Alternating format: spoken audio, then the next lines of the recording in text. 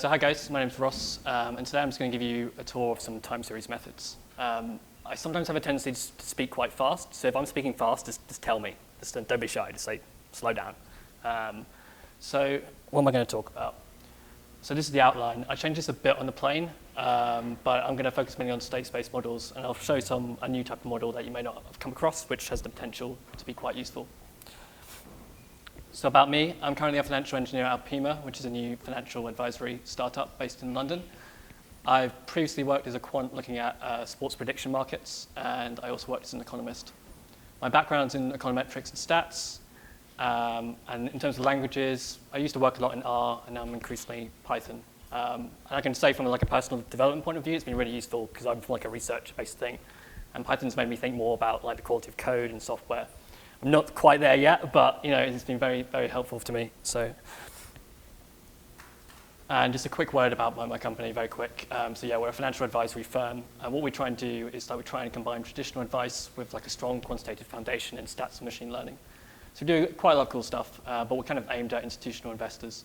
But we are looking to have a free website which allows you to build portfolios and stuff for the general public soon. So stay tuned for that. And about PyFlux. So this is just a personal project that I've been working on. I'm not going to lie, there are a lot of selfish reasons. Just I wanted more experience with working with software. But in terms of what it can give you, there's some new models. One of which I'm going to cover today, score-driven models, and another model type, non-Gaussian state space models, which are quite useful. It's also quite original in the sense that a lot of time series packages and libraries right now, they kind of force you to use one method of inference, like maximum likelihood, or one might be a Bayesian approach on something. Because I've tried at least to allow you to do both for most of the models. Having said this, to be honest, most of these methods, it probably belongs somewhere else in the PyData stack, probably stats models or something. The only reason why I haven't quite got to the stage of maybe trying to integrate that into stats models is that stats models portrays itself as frequentist, and so it does things like maximum likelihood and moment things, and I kind of like to maintain the flexibility. So I haven't quite worked out where it fits yet, but I'm open to suggestions where you guys think these methods should go. So, introduction. So this is kind of obvious, I guess, but there are unique characteristics you should be aware of. So time series is sequential. You can't shuffle the deck, so to speak, of data. And we're also interested in these latent dependent structures, so trends, seasonality, cycles. And in particular, we're interested in dynamic behavior, which could be abrupt, so regime shifts, which are quite popular in finance, or gradual, so you might have behavior that just changes over time gradually. But overall, I guess you could characterize what we're doing. We're trying to forecast future values of a series and the uncertainty associated with it. Now, two approaches. So this actually is maybe a bit deceptive because there's some overlap, but I guess this permeates a lot of perhaps the talks you're going to see at this thing as well. So the algorithmic approach focuses on trying to get a really tight black box nonlinear function. So you're talking about things like SVMs, neural networks, random forests, that kind of stuff. Whereas the probabilistic approach is more academic, but it's you're looking at this joint distribution here. So YT is your data, and ZT is some blatant variables. And I'm going to focus on the one on the right today.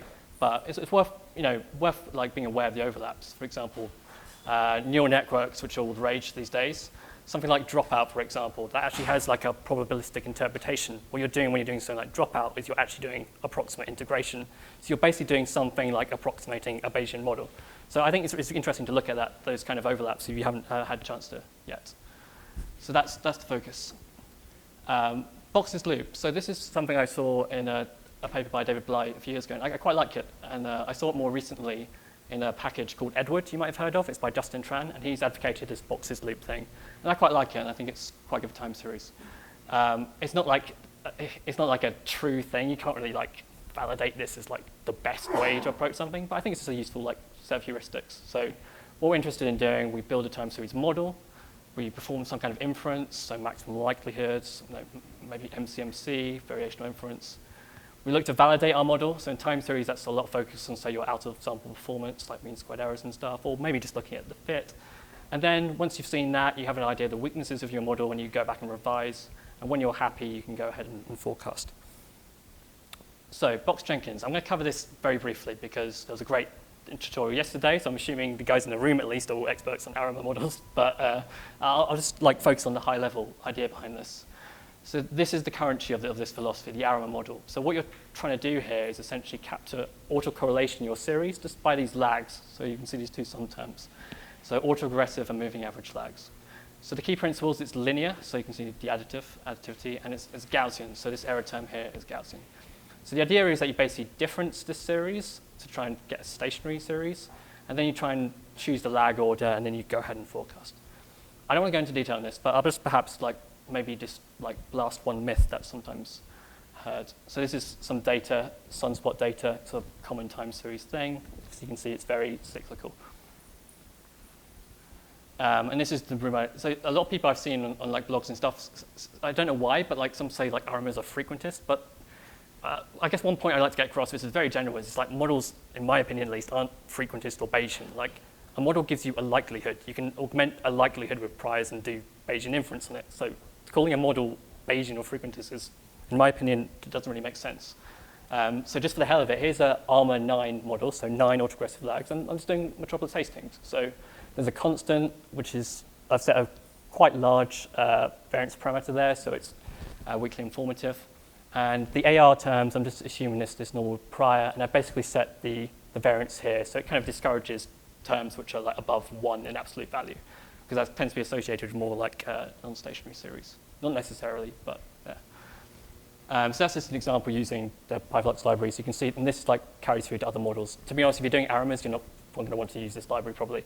But the point is that the model fit here, you can choose whatever you want. So here's Metropolis Hastings. I've just done a long chain. And then I've just plotted the model fit. And it's a fairly good fit within sample. And you can also plot the latent variables. So a lot of statistics packages give you tables. And I quite like the idea of graphing stuff because it makes people think about uncertainty. So this is from Metropolis Hastings. You can see it's a bit wiggly because it's an approximation. But you can see where the uncertainty is in these AR parameters. And Z is just a term for latent variables or parameters. And forecasting, it looks very nice, this sunspot data. It's very easy here as well. But the limitations, so these kinds of models can take you a long way. And if you're first approaching a time series, perhaps you're going to do this kind of thing. But to be honest, I don't really like it from a theoretical perspective because there's no decomposition of the latent processes driving the data. That's a bit wordy, but what I mean by that is we have some kind of idea that we're going to fit a series with AR and MA lags, but we're not really directly capturing things like trends, cycles. Ideally, what we'd like to do is actually get them directly out in the model by specifying the model so it has these components, and then we extract it, rather than just fitting lags and assuming that we're capturing these features. And more generally, many problems we care about are non-Gaussian and non-linear. So we need a more intuitive and theoretically complete framework. And this is what's called structural time series. So this, I'm going to explain it intuitively. So what's going on here? Y, imagine this is a univariate time series, Y. We assume Y is a function of some unknown states. So to give an example, imagine we have some tracking data on someone. Imagine this tracking data is a bit shit. So in that situation, we'd be interested in the state would be that we don't directly observe. Where is the actual position of this person? And we're going to get measurements in, and we want to filter out the signal from the noise. And that's the basic principle behind a state-space model. So we observe some time series Y. The series evolves according to some latent states, and we want to capture this signal and this noise. So that's the state equation there, the alpha, and so it's a Markov form. And that's the underlying thing we really want to get out of this. And Y is a function of this unknown thing plus some measurement error. Does that kind of make sense? A good anticipation, we're going to come on to that. But before we do, let's think about the problems that this solves. And again, this is a bit wordy, but there are 3 things. Filtering is that you're interested in the current state, given current and previous measurements. You're interested in the present. A lot of times for big data, you're interested with filtering because you don't want to have to store all the data in the past because that's a bit costly. Prediction is similar, but you're interested in future states. And smoothing is that you're interested in the past. So if you want to notice what the true location of someone was 10 minutes ago or something, you can use future and past data. And this is going to come on to the Kalman filter, as you said. So actually, for the formulas I showed you just 2 slides ago, there's a closed form solution for this linear and Gaussian case, and it's a celebrated Kalman filter and smoother. So the Kalman filter was actually developed in the 50s and 60s. Its first use was or major use was in the Apollo missions. And what they were interested in is basically trying to get the lander on the moon without it crashing or bouncing off. And they had noisy measurements. The history is actually quite interesting because they actually considered using an algorithm called weighted least squares, but that was too computationally intensive for the computers they were using at the time. So they ended up using a Kalman filter because it's a filter and they don't have to store the past data. So it's quite interesting.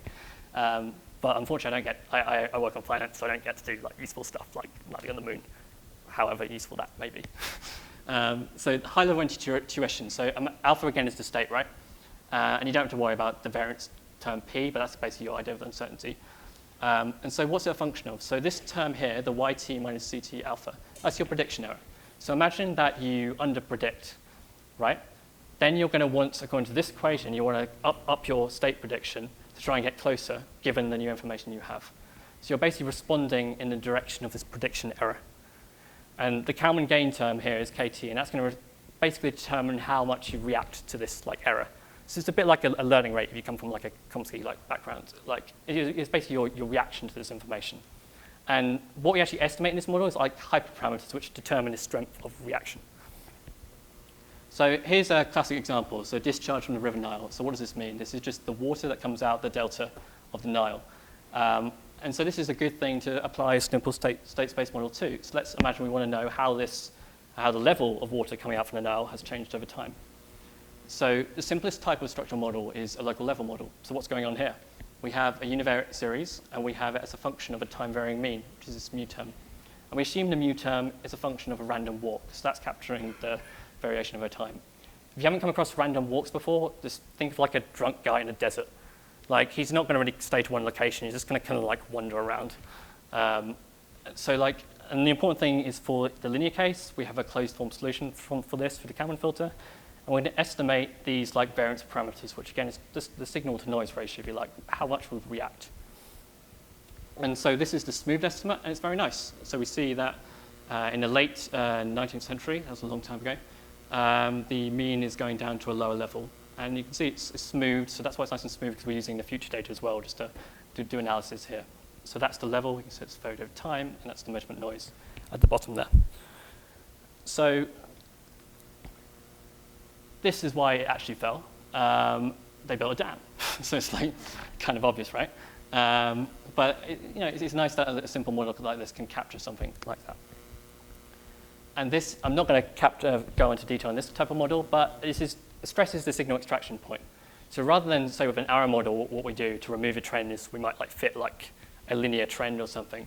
In this type of model, we have, again, a local level, but we assume the trend like varies over time. So this is for US GDP, so it tends to go up.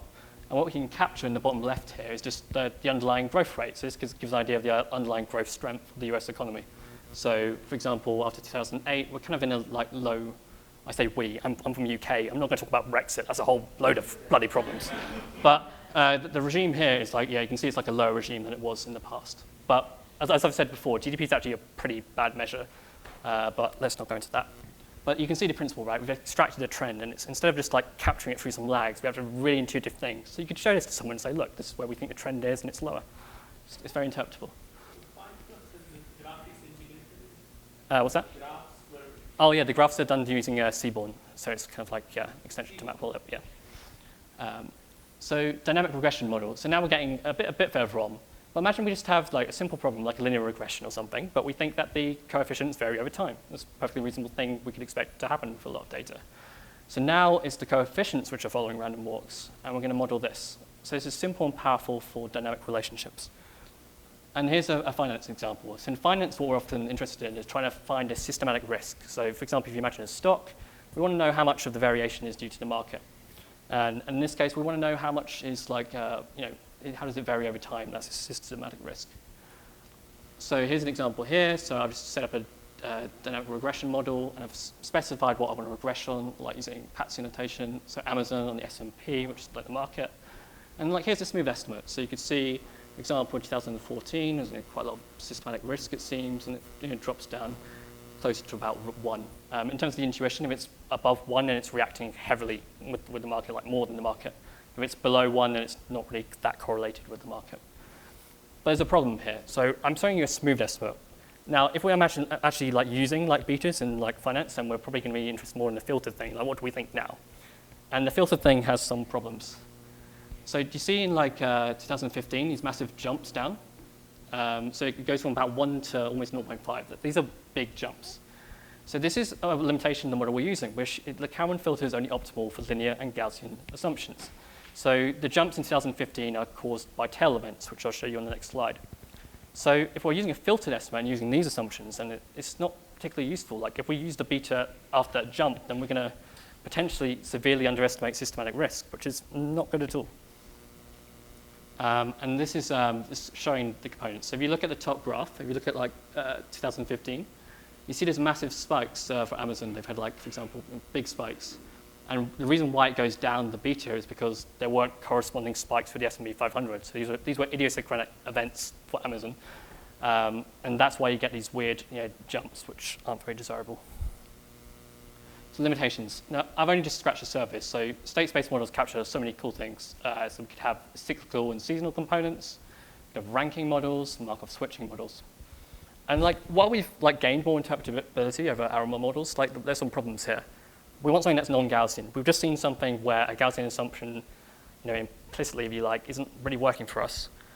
Ideally, as well, we'd like a non-Gaussian filter. Like there are smoothers available, but a filter is kind of useful for like a lot of practical problems. And we might also like to drop linearity, but that's for another talk. So score-driven time series. So this is like a new type of model that I want to introduce today. So let's revisit the Kalman filter and also the ARIMA. So let's have a look at this equation here. So the state equation is evolving according to a linear prediction error. And that's why you're getting these weird events with the beta thing you saw a few slides ago. It's reacting linearly to these shocks. And naturally, if you have a massive tail event, it's going to react quite a lot. And also the ARIMA, for example, has a similar thing here. This particular process, if you see the yt minus mu t, similar to the yt minus zt alpha t, like this linear prediction error is causing problems. So one of the motivations for score-driven models, which I'll introduce in a bit, is that we want to achieve something that's Kalman-like, because the Kalman filter is like pretty elegant, useful, and quick. But we want it to have something like the Kalman filter for other distributions.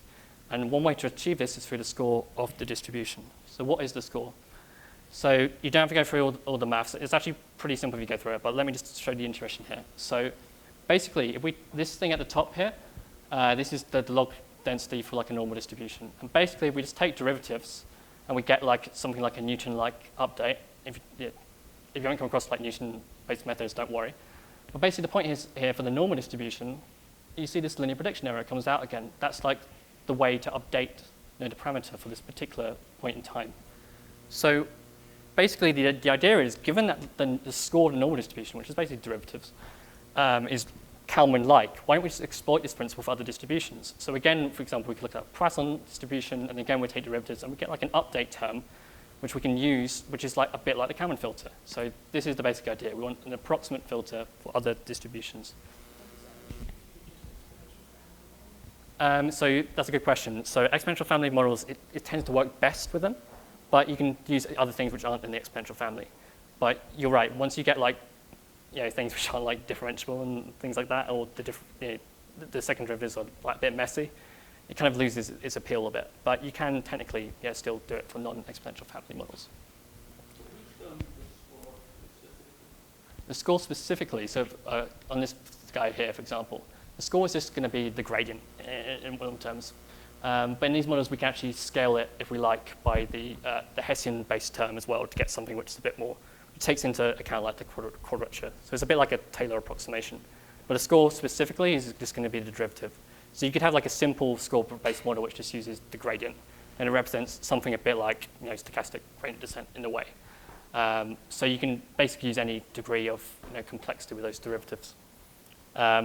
So again, don't have to go through this, but basically for the Poisson thing, we have something here, and we basically have a scaling term here. So that gives us like an approximate filter for the Poisson distribution. So we have an error term. Exponential of theta here is basically where you think that the Poisson rate is going to be. And we have a scaling term here, exponential that. But you don't have to worry about not understanding this fully yet. But the point is we can take derivatives and get something approximate. So let me give an example. So my dad's side of the family are from Nottingham, which is a town in England, and they all support Nottingham Forest. And they compete with a side I don't really want to mention or promote the name of, called Derby FC, and they have a rivalry, and they've gone back like basically since 1896. So I've just got some data here on the scores for these two teams. And you can see this is what count data tends to look like. So it's quite hard to identify like trends and things by just eyeballing this stuff, but this is classic count data. So I showed you like the river example for like a Gaussian local level model. Let's do a Poisson local level model just using the score. So what I'm going to do here is I've got a Poisson assumption for each team's goals. And I assume the rate is going to be a function of a local level.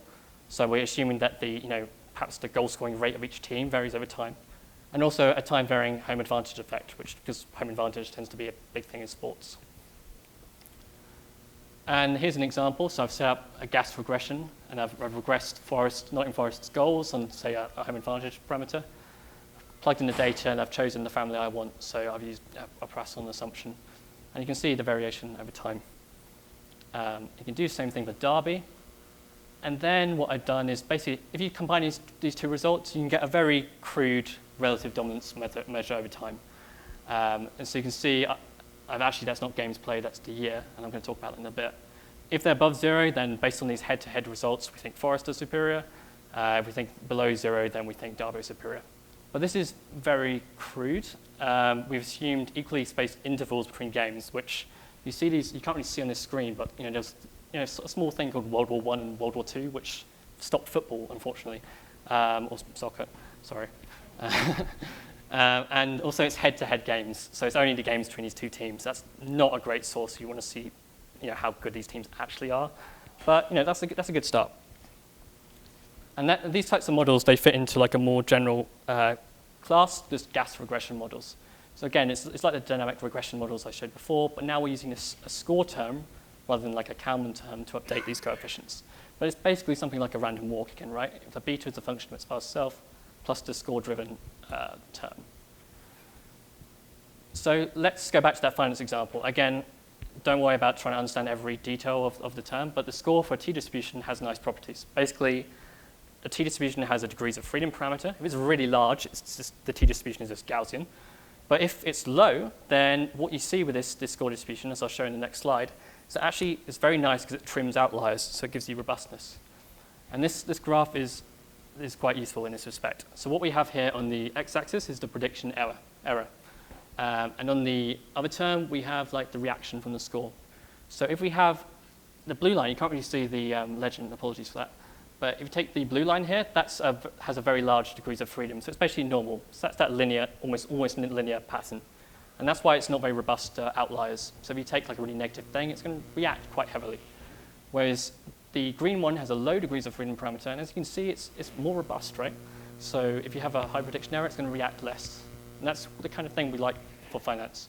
It actually has a weirder property, which is as you go to like infinity for the prediction error, it doesn't react at all, which is a bit weird, but yeah, interesting still. And I'm going to go straight to the next page, but basically you can get the beta out, and here's a comparison. So in green, we have the Kalman filter, which has these jumps. And in blue, we've got our robust filter, which is doing a much better job. As you can see, it's not reacting as heavily to the tails. It's not perfect. For example, this guy here is a bit heavy. But it's far more robust. So if we wanted to use this in like a portfolio analysis, we'd much prefer like the blue one than the green one. So that's an attraction of that kind of model. So summary, these types of models get us to the non-Gaussian world, but we have some limitations. There's no simple way to obtain smooth estimates in this setting. You can kind of fudge it a bit, but it hasn't really worked out yet. A bigger problem is like, okay, so we're getting something like the Kalman filter, very nice, but what does it actually approximate? So okay, it looks something like a state space model, but not quite. So I think that's problematic. Like ideally, when you're doing approximation techniques, you want something theoretical which tells you the degree of approximation. So you might have come across things like KL divergence and things like that, which is a direct metric and gives you a lower bound on the approximation. There is something like that with these models, but it's not quite worked out. And I think that's problematic, to be honest. And then non-linearity. So we all care about non-linearity these days. So you could have an alternative model type, but there's good ways, perhaps potentially, to try and get non-linearity within this class of models. So just exploiting things like the kernel trick, which is very useful. Also, just like putting in Gaussian process-based terms as well. Look those up if you haven't had experience with them, because they're quite interesting. Okay, so let's do something fun. Well, finance is fun, right? Come on. We have some precedents in the literature. So a lot of people actually model sports, and it's now very popular with like sports analytics, and you can even see like models on like 538 and stuff for sports. What I'm interested in here is kind of like looking in this state space framework for the top two, and also another guy here. So the top two, one's for NFL and one's soccer, and what they're basically interested in is trying to model abilities of teams over time, how they change over time. And the third one here is also interesting. Hierarchical models are very popular because if you don't have a lot of data in sports and you just use something like maximum likelihood, then you're going to dramatically overestimate or underestimate ability. It tends to be a bit rough. So what hierarchical models do is they basically pool information. So you can check those out as well. But I'm going to focus on state space models for this framework. There are actually more powerful approaches these days. I can't really touch upon that much, but we'll take the same basic approach. This is a great way to start thinking about these problems, and it's still insightful and fun. So we're going to use a GLIM-based framework. So we're going to talk in terms of these like probability distributions we talked about, like Russell, normal, etc. We'll have time-varying abilities, and we're going to focus on teams having a power effect on the game outcome. What a power effect means is basically the team enters like a formula for, say, points or goals. Basically, there's like a coefficient. So for example, if it's a soccer game and it's like Leicester versus Hull, we have a coefficient for these different teams, and it comes if they happen to be in that match. So it pops up, and they have a power effect. For example, if they have high power, then you're going to get lots of goals, or low power, the opposite. So data, I've just taken some basic data, so about 3,000 NFL games from 2006 to 2016. We have information on the home scores, away scores, teams, and quarterbacks.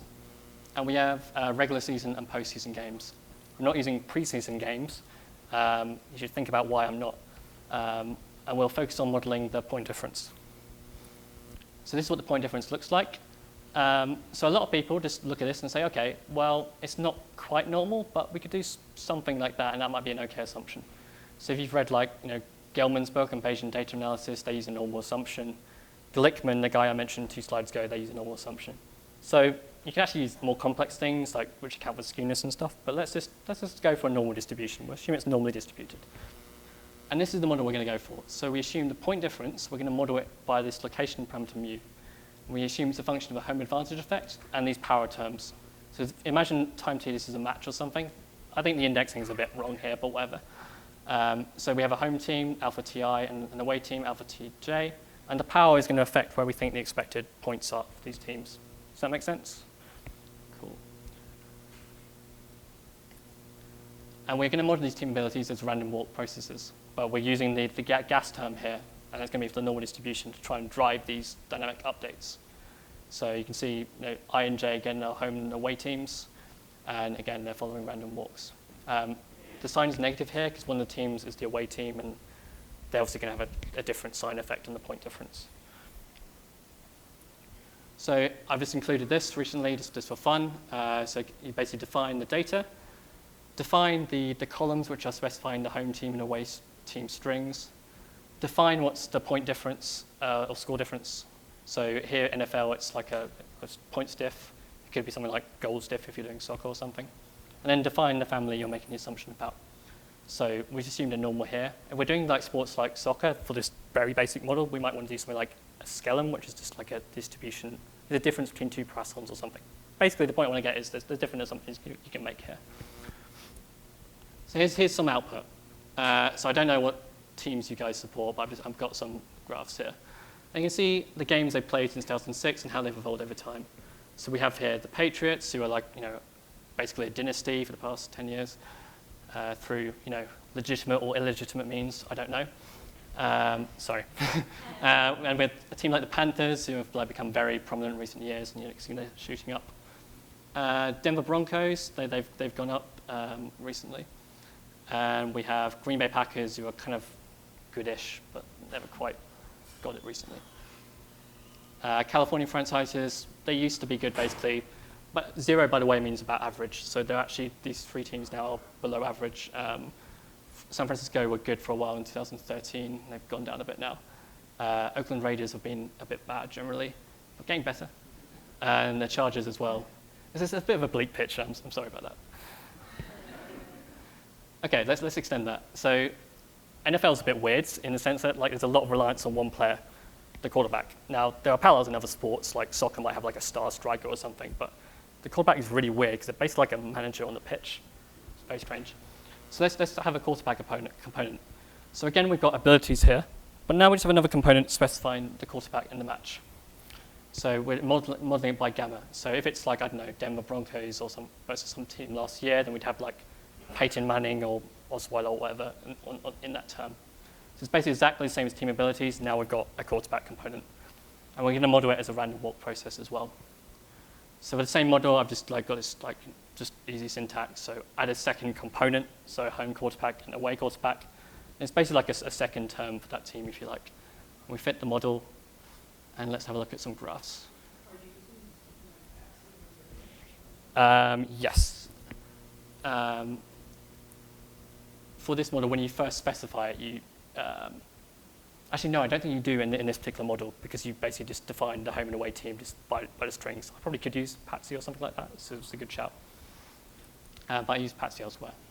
So Super Bowl 50, you can see the career history here. It's not quite career history because it goes back to 2006, and Manning was obviously before that time. So Cam Newton obviously shot up in the last season. Peyton Manning seemed to have a late resurgence, but was probably a bit on decline. Good question is, well, can we get uncertainty for these kind of things? Like, what are the confidence bounds? You basically have to just know the uncertainty of the learning rate term. But anyway, the point is there's two quarterbacks. You can also do things like fun. So look at no one quarterback draft picks. So the top there is like Peyton Manning again. Alex Smith is also particularly like this model. He's the light blue up there. Carson Palmer is in the purple. He's had a resurgence. L.A. Manning has been okay-ish, probably a bit better than average. Michael Vick, let's not talk about that. And other guys. And this is going to get into the kind of limitations of this model a bit. I mean, Tom Brady's obviously like an amazing quarterback, so that's fine. And Russell Wilson is as well. But someone like Aaron Rodgers. So basically, I did sports prediction for a bit, and we always have these examples of players that aren't quite picked up by basic models. In soccer, the example is like Mesut Ozil, who's like a player for Arsenal. He's an incredible player, but you don't quite pick up his contribution by looking at basic stats. And Aaron Rodgers is kind of similar in this respect. I mean, it definitely picks him up as a good quarterback, but not like, not say like top 3 or something like that, but that's potentially wrong. So let's quickly review that. All models are wrong. So we're giving credits purely on points. There are rich data sets available with information on punts, like net pass yards, all this kind of stuff, and also just detailed in-game data as well. The other thing is we've just assumed power ratings for the point difference, but what we really want here is like attacking and defensive contribution as well, as I'll show in a bit. And also, we've just got a quarterback component, but quarterback performance is heavily dependent on things like the quality of your wide receivers, did they make the catch, and your offensive line. And a more general point, if you just want to make, if you yourself want to make more complex models, it's like, think about the nature of football. Like, points are generated from different sources: touchdowns, field goals, safeties. I mean, there's a common component there in that you progress up the pitch, so that makes you more likely to get a touchdown and a field goal, but that's a limitation of just doing a simple model. So Aaron Rodgers, for example, had not a good year last year, but it probably wasn't his fault. He still had some amazing moments, like Hail Marys and stuff, but his offensive line wasn't that great, and then Jordy Nelson, who was their star wide receiver, got put out. So this model doesn't take that into account, so it wouldn't really like him that much, but that's not technically right. And defense matters. So for fun, I just got the consensus point spread for the Super Bowl last year. So everyone was heavily on the Panthers. And I've just got the two models here. And basically, the market and these two basic models, completely wrong. Like, the Broncos smashed it. And they did it because they had a really world-class defensive performance. And that's a limitation of the model. Now, what you could say is, well, look, the world's probabilistic. Maybe that is the right expectation, but it just happened to go that particular way. Like, if someone hadn't done some certain thing in the match, then perhaps the Panthers would get some momentum or something like that. But you still got to use your intuition a bit. You should probably model the defense. And I'm going to finish using Box's loop. So again, I've shown you some models. I've mainly focused on the modeling bit, touched a bit on the inference, not much on the validation, but something to look at. But hopefully that's given you, some good ideas yourself to try things out on finance or sports or whatever. And it's also just given you a brief tour of the kind of models we can use to model time varying behavior. Thank you very much.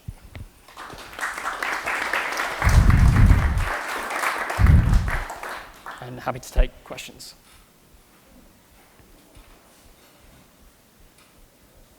Come on. Yeah. It seems like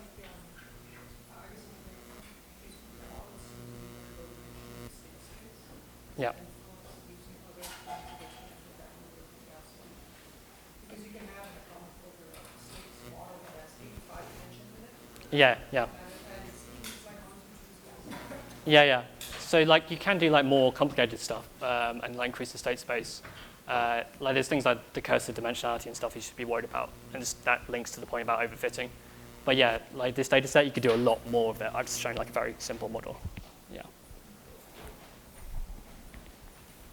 Yeah. Sorry, I can't hear. When you're finding some of the quarterbacks, were you individually defining them, like with your other models, or were you able to use this in some sort of panel data set as well? Okay, so I basically, again, that's another limitation. I just looked at who was the quarterback for the majority of time in that match. So yeah, does that answer your question? Or okay, cool. So that's a limitation, right? If you rotate quarterbacks or something, you may. Yeah.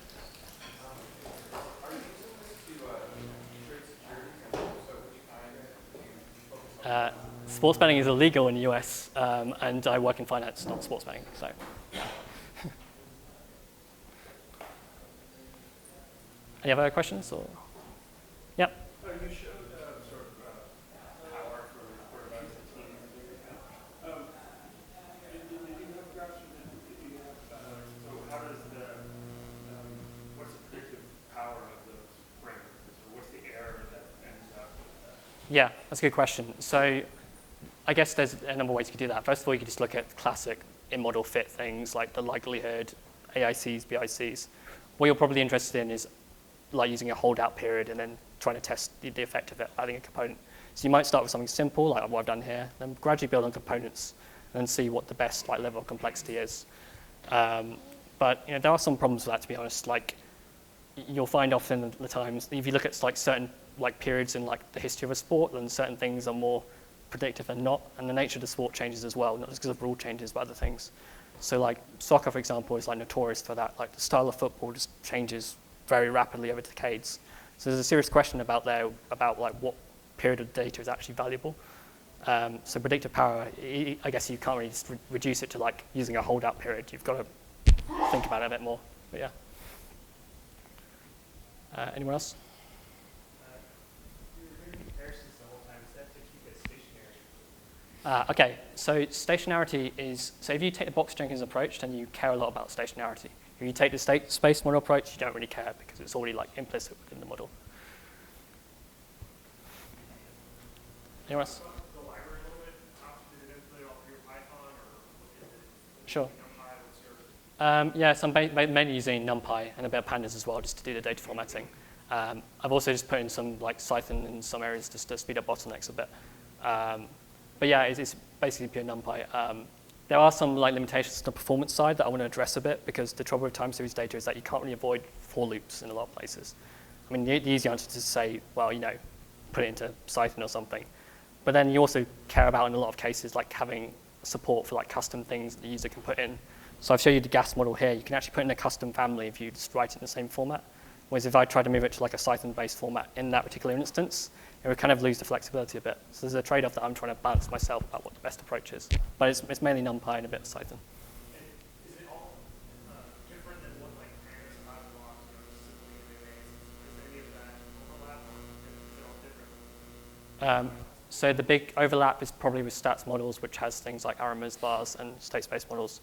My own focus, to be honest, was not these types of models. I kind of had to put them in just as building blocks for what I wanted to do.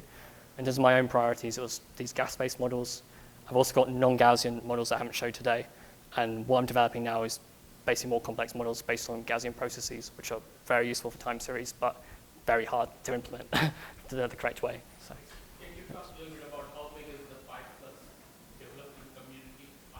Pretty much just me right now. So it's taken up a lot of my spare time, but it's actually been very rewarding for me personally, because like I said, I'm from a research background. I'm still not the best guy in the world at software development, but it's been very good for me personally. I mean, if you're interested in making contributions, you're more than welcome. Like I said, I probably think it belongs somewhere else, like in stats models or something. But yeah, I mean, contributions are very welcome, yeah. How long have you been developing PyFlux? Since March, yeah. Yeah, it takes, there's a lot of, long nights, but yeah, I think I'm going to calm down a bit now and like regain a social life. But it's been very rewarding. I'd actually recommend like just as a general principle, if you want to like learn something, these types of models I've done before, but the best way to actually really understand something is to actually do it yourself. Like, I can't stress that enough. It's very time consuming, and a lot of the time you'll be under pressure to like, just get a result out, so you'll use a built-in library already.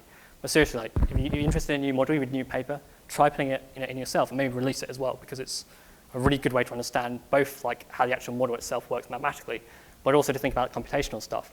Like for me, like personally, something like a Gaussian process, like the maths for me is easy, but then when I have to put it in the computational sense, I had to worry about things like, okay, it's very hard to invert matrices like using like computers. I have to think about things like, how do I do those kinds of things computationally right in that framework? Also just things about like floating point precision, overrounding, overflow and underflow. These kind of things like I didn't have to worry about when I was doing research so much.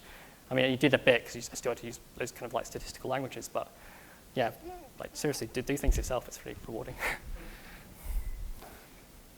Yep. Were you able to like compare your results to other tools on different platforms? What do you mean?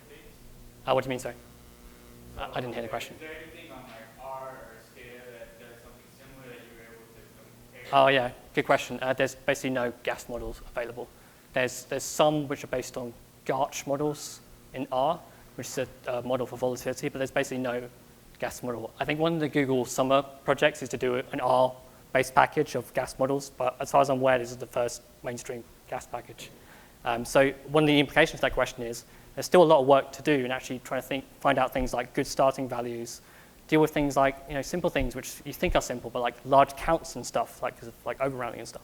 There's a lot to do to get this right. Like it's still alpha if you like, but better to jump in the deep end and just get something out first than just saying, well, it's pretty complex, I'm never going to do anything.